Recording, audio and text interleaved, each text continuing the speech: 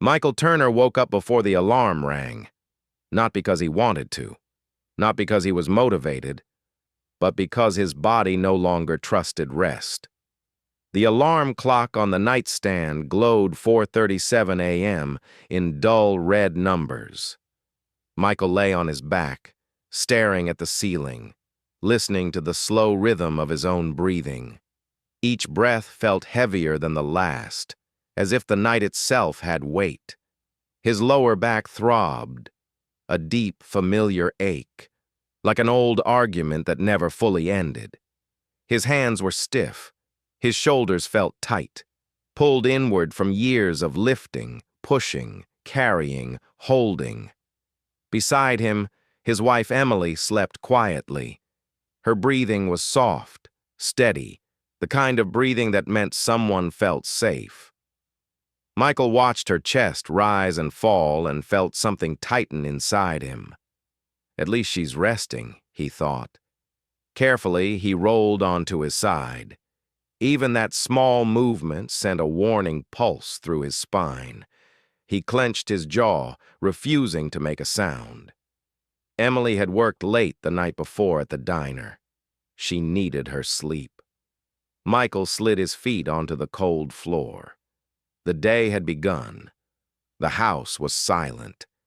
Michael moved through it like a ghost, slow, practiced, careful. Every loose floorboard was memorized, every creak avoided. This was the routine of a man who had learned that waking others meant carrying guilt all day. In the kitchen, the overhead light flickered before settling into a weak, yellow glow. The refrigerator hummed constantly, louder at night, as if reminding him it still needed electricity, still needed money. He poured water into the coffee maker, hands steady despite the stiffness in his fingers. These hands had done thousands of repetitive motions, gripping boxes, tightening straps, guiding pallets, steering forklifts, catching falling loads before they crushed something or someone. The coffee brewed slowly. Michael leaned against the counter, eyes half closed, letting the smell ground him. Coffee wasn't just caffeine. It was comfort, a small promise that he could keep going for a few more hours. He packed his lunch without thinking. 2 peanut butter sandwiches wrapped in foil, an apple, a granola bar Emily insisted on adding every night. On the refrigerator door was Lily's drawing. Crayons, uneven lines, pure belief. A stick-figure man with broad arms stood beside a tall building. Above his head were the words, "My dad works hard." Michael swallowed.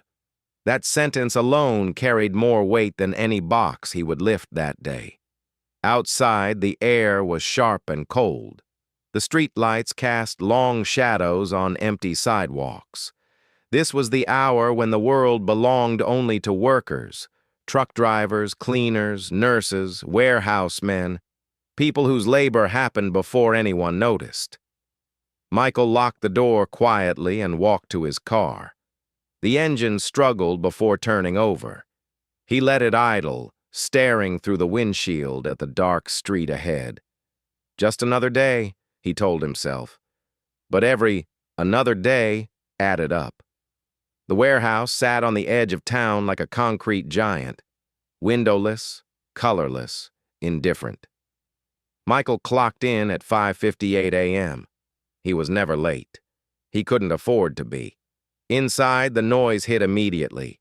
Forklifts beeped, conveyor belts rattled, steel doors slammed, pallets scraped against concrete floors.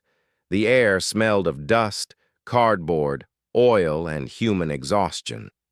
This wasn't just a workplace. It was a machine fed by human bodies. Michael pulled on his gloves and reflective vest. His job was on the loading dock, one of the most physically demanding areas in the building. The work was relentless. Trucks arrived constantly. Each one carried thousands of pounds of merchandise that had to be unloaded, sorted, scanned, stacked, wrapped, and moved again. Michael bent, lifted, twisted, pushed, over and over. Each box weighed between 40 and 70 pounds, some heavier, some awkward, some with torn handles that cut into his palms. The rule was speed, not spoken, but understood. Move faster. Don't slow the line. Don't be the reason things back up. Michael learned to lift with his legs, but exhaustion doesn't care about technique. After hours, the body compensates. Backs bend when they shouldn't. Shoulders carry what knees no longer can. Sweat soaked his shirt before sunrise. By 9 a.m., his muscles burned. By noon, they felt numb. He worked anyway. During lunch, Michael sat on a crate with Carlos and a few others. Carlos rubbed his wrist. "Doc says I should rest it." Michael nodded. "You gonna?" Carlos laughed, short, bitter. "You paying my rent?" They ate in silence after that. Men like them didn't complain much. Complaining didn't make the boxes lighter, didn't shorten the shift, didn't pay the bills. They measured life in hours worked and pain tolerated. Michael checked his phone. A text from Emily. "Lily's teacher says her bridge project is due Friday. She really wants you to help." Michael stared at the screen. Friday. He worked overtime every, "I'll help tonight." He didn't know how he would find the energy. He only knew that disappointing Lily hurt more than his back ever could. There was a time when Michael believed his life would look different. He remembered sitting in a college classroom once, notebook open, grease under his fingernails from fixing engines in his spare time. He loved understanding how things worked, loved solving problems. Teachers said he had potential.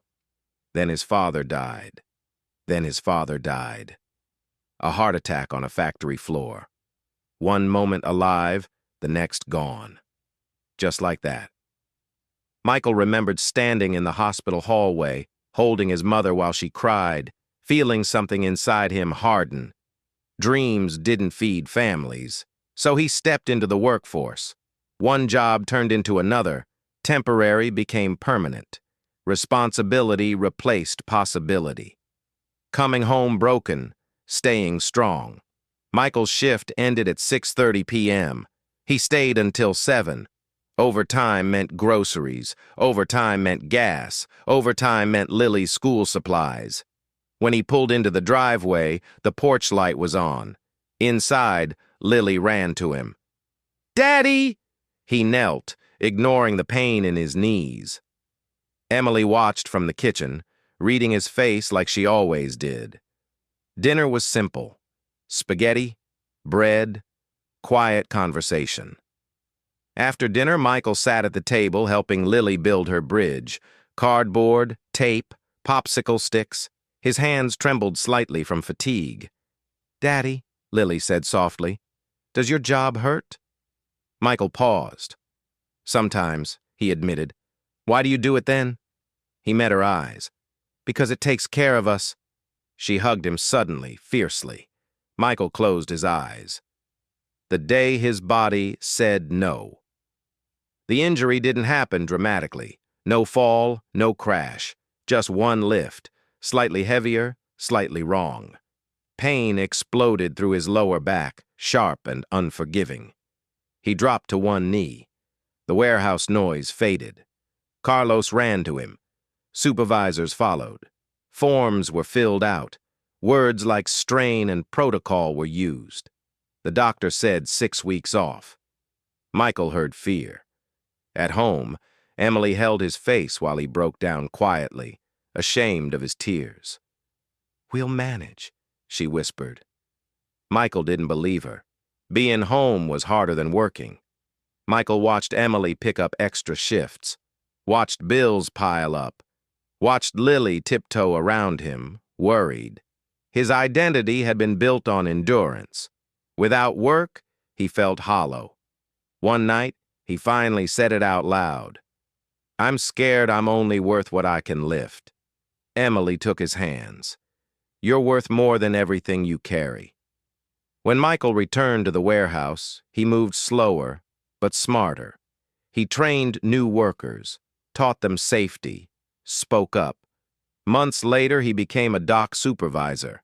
Not a miracle, not a huge raise, but a step. At home, Lily still believed he was the strongest man alive.